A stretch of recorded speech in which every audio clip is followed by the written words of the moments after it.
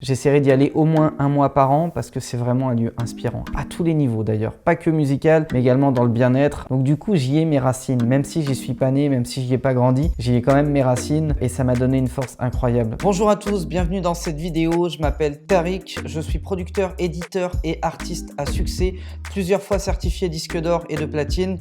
Et aujourd'hui, j'aide des artistes et des producteurs indépendants à vivre de leur musique. Un lieu inspirant, ça c'est une bonne question aussi.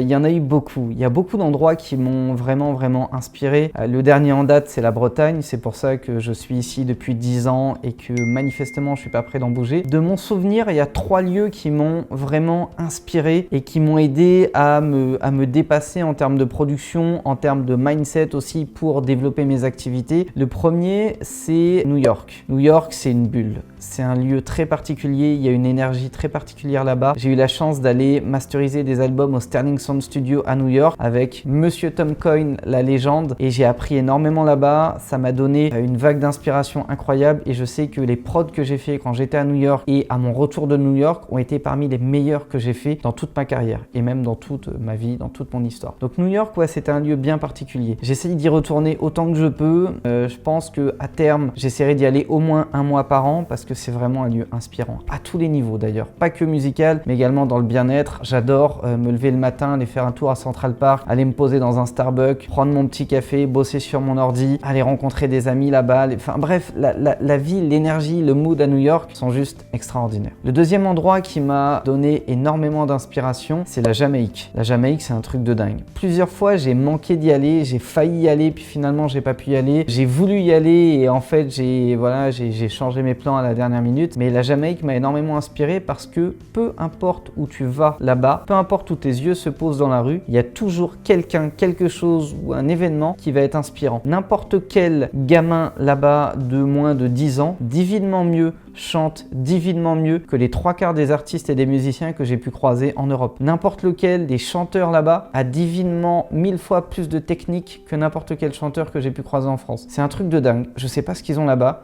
Ça vient peut-être de l'herbe qui fume, de l'air là-bas, du poisson qui bouge, j'en sais rien du tout. Mais il y a un truc sur cette île qui donne une énergie incroyable et qui donne une créativité incroyable. C'est pas pour rien que beaucoup d'artistes comme Wyclef, comme Willy William aussi, will.i.am, Beyoncé, Shakira vont régulièrement en Jamaïque pour aller chercher de l'inspiration. Parce que la Jamaïque, c'est un puits sans fond d'inspiration. J'aime bien assimiler la Jamaïque à la salle d'entraînement spéciale dans Dragon Ball Z. Pour ceux qui sont de ma génération, vous avez dû regarder Dragon Ball Z, ce fameux dessin animé manga qui passait également sur le Club Dorothée. Et dans Dragon Ball Z, les mecs sont des guerriers de l'espace, vont dans une salle où ils s'entraînent une journée dans le temps réel, mais ça fait 1 an d'entraînement dans la salle. Bah, la Jamaïque, c'est exactement pareil. Tu vas passer un jour en Jamaïque, c'est comme si tu avais travaillé pendant 1 an en France. C'est un truc de dingue. Et quand tu passes du temps en studio là-bas, que tu écoutes, que tu composes, que tu crées et que tu fais des collaborations, si tu bosses 1 mois en Jamaïque, c'est comme si tu avais travaillé quasiment 10 ans en France. C'est un truc de dingue, la vitesse de progression que tu peux avoir. Donc la Jamaïque, c'est un des spots les plus inspirants que j'ai eu également. Et le troisième, pour reprendre ce que j'ai dit en intro de cette vidéo, c'est la Bretagne. Parce que quand je suis arrivé ici, je suis arrivé en faillite, les poches vides, en ange déchu, je faisais littéralement de la peine à voir et je me suis reconstruit ici. Donc du coup, j'y ai mes racines. Même si j'y suis pas né, même si j'y ai pas grandi, j'y ai quand même mes racines et ça m'a donné une force incroyable. Parce que dès que ça va pas, dès que j'ai un truc qui va pas dans mes activités, dès que psychologiquement, mentalement ou spirituellement, je me sens en faiblesse, bah, je sais que je vais me promener à la plage de la Torche et tout de suite j'ai un regain d'énergie. Je sais que je vais déjeuner sur le port par exemple à Bénodet ou à Sainte-Marine et tout de suite ça revient. L'air d'ici me redonne de l'énergie. Et je le ressens parce que quand je partais pour des tournages de clips ou pour des tournées